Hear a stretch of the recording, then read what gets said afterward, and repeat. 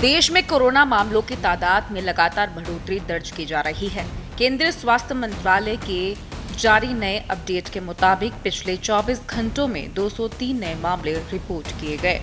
Corona से अब तक कुल 28 लोगों की मौत हो चुकी है। मौजूदा वक्त में कोरोना से जुड़े एक्टिव मामलों की संख्या बढ़कर 3,961 हो गई है।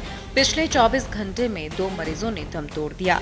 इनमें कर्नाटक और केरल से एक मरीज थे। पिछले एक दिन में सबसे ज्यादा कोरोना मामलों की बढ़ोतरी पश्चिम बंगाल में दर्ज हुई। वहीं केरल 1400 एक्टिव मामलों के साथ नंबर 1 पर है। मौजूदा वक्त में महाराष्ट्र में 485, दिल्ली में 436, गुजरात में 320, पश्चिम बंगाल में 287, कर्नाटक में 238, तमिलनाडु में 199 और उत्तर प्रदेश में 149 एक्टिव मामले दर्ज किए गए हैं। इसके अलावा भी कई राज्यों में कोरोना के मामले रिपोर्ट किए जा रहे हैं, जिनकी संख्या 100 से कम है। कोरोना वायरस से जुड़े नए मामलों में आया ये उछाल बहुत तेज रहा है। 22 मई को सिर्फ 257 एक्टिव मामलों से बढ़कर 26 मई तक 1010 हो गए और फिर शनिवार तक 3 गुना से ज्यादा बढ़कर 3,395 एक्टिव हो गए। बढ़ते मामलों के बावजूद स्वास्थ्य अधिकारियों ने पैनिक न होने की गुजारिश की है। भारतीय आयुर्विज्ञान अनुसंधान परिषद के महानिदेशक डॉक्टर राजीव बहल ने कहा कि पश्चिमी और दक्षिणी क्षेत्रों से नमूनों की जीनोम अंकुरण से संकेत मिलता है कि मौजूदा वृद्धि ओमिक्रॉन के सब वेरिएंट से प्रेरित है, जो अब तक हल्के प्रगति के प्रतीत होते हैं।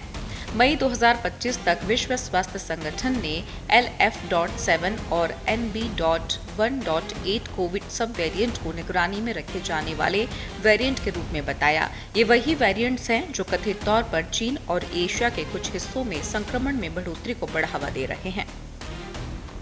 नोएडा में कोरोना के 14 नए मामले सामने आए। इलाके में कुल एक्टिव मामलों की तादाद 57 पहुंच चुकी है।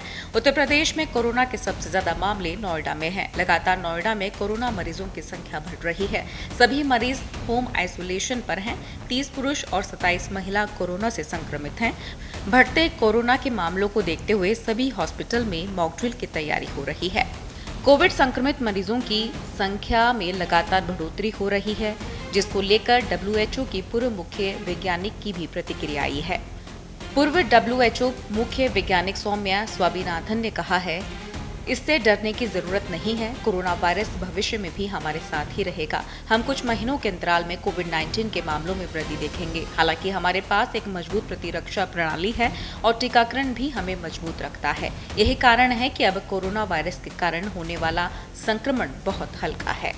सौम्या स्वामीनाथन ने कहा, कोरोना से घबराने की जरूरत नहीं है। और क्या कुछ कहा, सुनिए। ये कोरोना की बीमारी जो है वो अब हमारे साथ रहेगी।